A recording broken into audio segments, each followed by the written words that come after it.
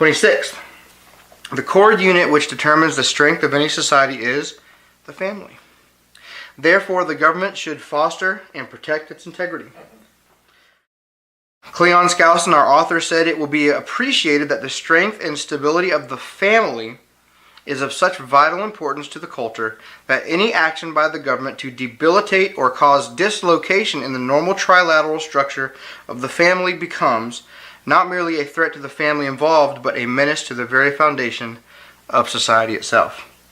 So this is something you're not really going to hear a lot of political philosophers talk about today, but essentially we've got three pillars of our society. There's your triangle again. But you've got the family, you've got the government, and you've got the church. And anytime you mess with any of those institutions, you get one of those wrong, you really start to have a decay in society. And the family has been almost completely obliterated.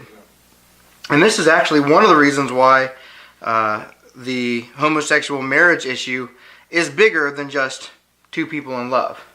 Because if you attack the family, and if you can call a family anything you want to call it, well then you've almost completely destroyed your society.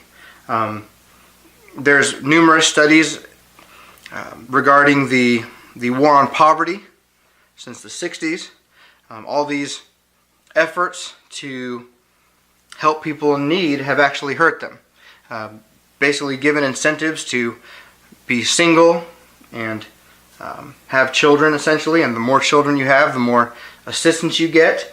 Well, this is something that hurts the family, that incentivizes the dislocation of the family.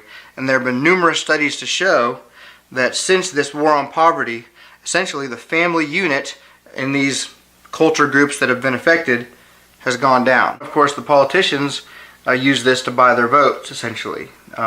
So they have an incentive to keep those programs in place.